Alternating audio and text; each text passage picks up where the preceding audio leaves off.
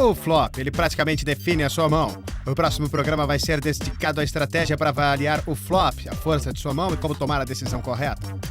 Wallen. Existem mais coisas no poker além das cartas. Existe muita concentração por detrás dessas caras. Mas chega de poesia. Roda o VT, vai. Se certo ou errado no poker, não existe um método que possa garantir o sucesso. Mas existem maneiras e caminhos para você maximizar suas chances de ganhar. Existem bons e maus hábitos. E situações para serem evitadas ou buscadas. Existem aqueles que possuem o conhecimento para explicá-las. Nós vamos lhe ensinar como dominar o jogo, do básico ao avançado.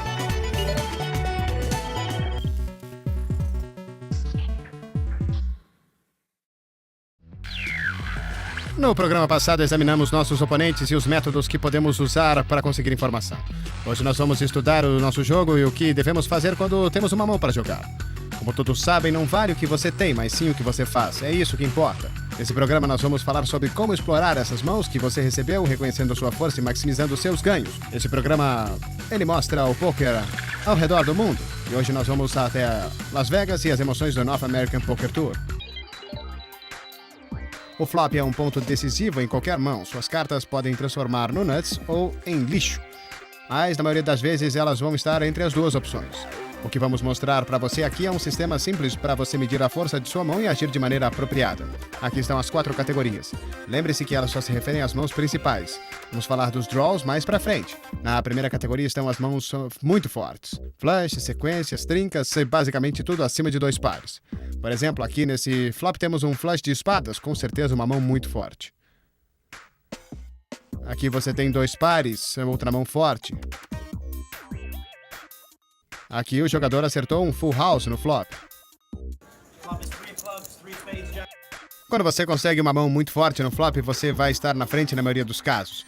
Geralmente você deve jogar de maneira agressiva e nunca deve dar fold. De vez em quando pode dar um slow play, mas vamos falar disso mais tarde. A próxima categoria é a das mãos fortes. Uma mão forte consiste em overpairs, ou seja, um par que é mais alto de todas as cartas comunitárias, e o top pair com top kicker. Top kicker geralmente significa um as. Se você tem um par de ases, o top kicker seria um rei. Com uma mão forte, você está na frente a maioria das vezes, mas não tem tanta certeza como acontece com uma mão muito forte. Mesmo assim, jogue de maneira agressiva, mas seja cauteloso. Se os stacks forem muito grandes, você se deparar com um raise, o fold é geralmente apropriado. A terceira categoria é a das mãos medíocres. Qualquer par além do top pair é considerado uma mão medíocre. O que fazer com elas depende exatamente das suas cartas, do número de oponentes e das cartas comunitárias. Vamos considerar 2 exemplos. No primeiro, você tem top pair com o segundo melhor kicker. É quase uma mão forte, você tem apenas um oponente, que vai estar na frente a maior parte das vezes. A jogada agressiva é justificável. No segundo exemplo, a mão praticamente não vale nada. Você está enfrentando 2 oponentes e tem um par abaixo do bordo. Um as apareceu no flop, deixando ainda mais chances de alguém ter acertado um par. Apenas dê check e depois jogue fora suas cartas. Não desperdice dinheiro depois de flops ruins. A quarta categoria é o lixo. Ter lixo no flop é quando você não acerta nem um par e nem um draw. Se isso acontecer, você praticamente não tem esperanças de ganhar a mão no showdown. Blefar de vez em quando é uma boa ideia, mas geralmente você deve dar fold.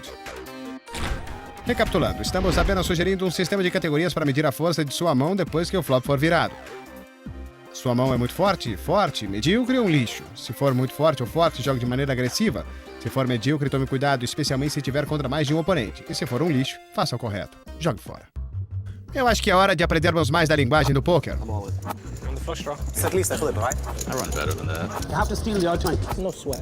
Aqui estão outros termos. Chop é um outro nome para um pote dividido, onde ambos os jogadores possuem a mesma mão e levam metade das fichas cada. Dominar. Um jogador está dominando o outro quando ambos possuem uma carta igual, mas a segunda carta é diferente. O jogador com uma carta diferente de valor mais baixo está dominado. Rainbow. Se não existem 2 cartas comunitárias do mesmo naipe, então é um board do Rainbow ou arco-íris. Um flop Rainbow é aquele com 3 cartas de naipes diferentes. É simples assim. Esse é o último programa do nível 2 e estamos analisando a força do flop. Você não adora quando acerta uma mão monstro no flop? A questão é o que fazer depois. Quando você tem uma mão feita muito forte, não precisa se preocupar em estar atrás na disputa. Você precisa preocupar com os draws.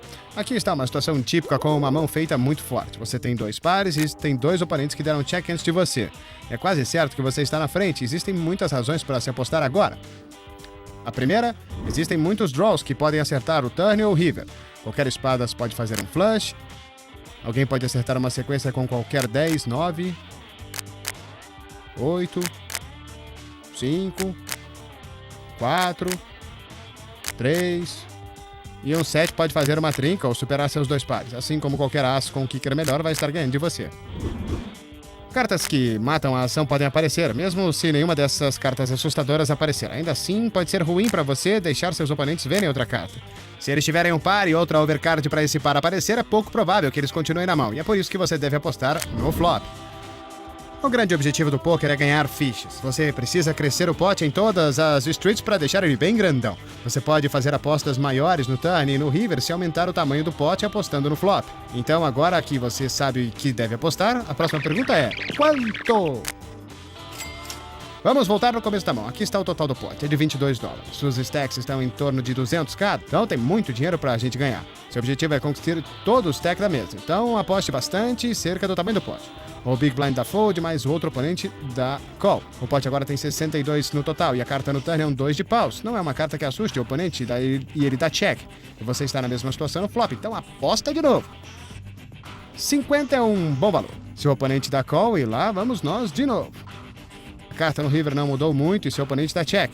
Então você deve apostar novamente, porque provavelmente está na frente e deve receber por isso. Seus stacks estão menores que o tamanho do pote, então pode ser melhor apostar tudo e ir all in. Seu oponente pensa um pouco e dá call. Ele mostra Ás e Dama e seus 2 pares são vencedores. Ele deu um call bem questionável, mas sua jogada agressiva forçou ele a tomar uma decisão e ele fez a escolha errada.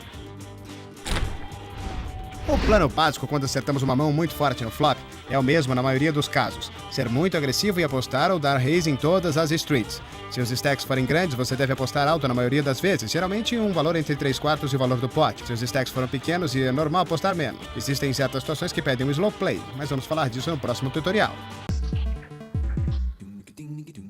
É hora do intervalo, mas antes de ir, temos uma pergunta. Na sequência do programa, vamos analisar a arte do slow play. E uma das mãos mais comuns para se fazer isso é o par de ases. Nossa pergunta é, na média, qual é a frequência que você recebe um par de ases, hein? A cada 86 mãos, B a cada 221 mãos, ou C a cada 464 mãos? A resposta é depois do intervalo.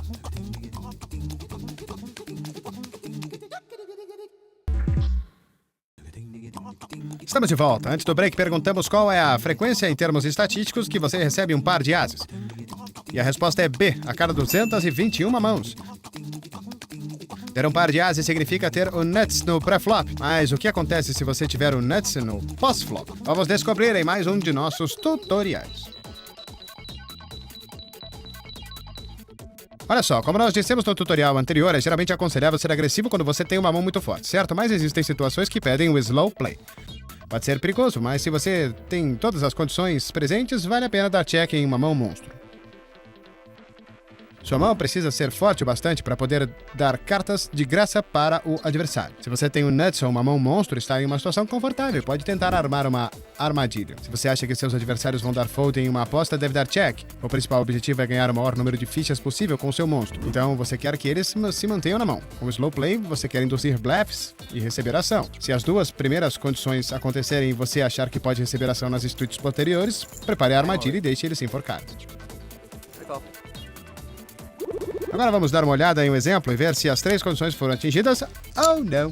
Aqui um oponente dá raise pré-flop. Você dá call com um par de 8 no botão e o Big Blind dá call também. O flop te dá um full house, parabéns. O Big Blind dá check, mas o raiser pré-flop aposta. Agora você pode dar o slow play apenas pagando ou pode aumentar. Vamos analisar os critérios. Sua mão com certeza é forte bastante para você dar o slow play. Você tem um full house, afinal de contas, e seu oponente não pode ter mais do que 2 outs. O flop provavelmente não acertou seus oponentes. O Big Blind deve dar fold, não importa o que você faça. O raiser pré-flop provavelmente tem 2 cartas altas. E nesse caso é quase certo que ele vai jogar fora se você der raise, ou mesmo um para cima onde sua agressão vai assustá-lo do mesmo jeito. É quase certo que todos vão dar fold se você for agressivo. Se seu oponente tiver overcards, ele pode fazer um par grande no turn. Se ele já tiver um par, ele provavelmente vai achar que está na frente e vai apostar de novo. Todos os critérios foram atingidos, então é um ótimo dar um slow play nessa situação. Só decona, aposta no flop e espere seu oponente dar as fichas para você. Vamos ver outro exemplo. Você deu raise pré-flop com seus ases e recebeu 3 calls. O flop veio com 8 de espadas, 9 de espadas e rei de paus. Vamos analisar os critérios novamente. Sua mão não é forte o suficiente para você dar o slow play. Você tem top pair, mas seus oponentes podem facilmente fazer um flush, uma sequência ou 2 pares. É difícil que seus oponentes vão dar fold para uma aposta sua. Alguém deve ter feito pelo menos o top pair ou um draw decente para dar call. Se alguém melhorar a mão e puder derrotá-lo, você provavelmente vai receber muita ação. Mas não é isso que você deseja. Ou seja, aposte no flop. Nós vamos estudar os tipos diferentes de draws que você pode ter e os fatos que determinam como eles devem ser jogados. Vamos ver uma arma importante que você pode adicionar ao seu arsenal, semi-bluff. E vamos ver qual a sensação de ganhar um grande título na sua própria casa. Já, depois do intervalo, hein?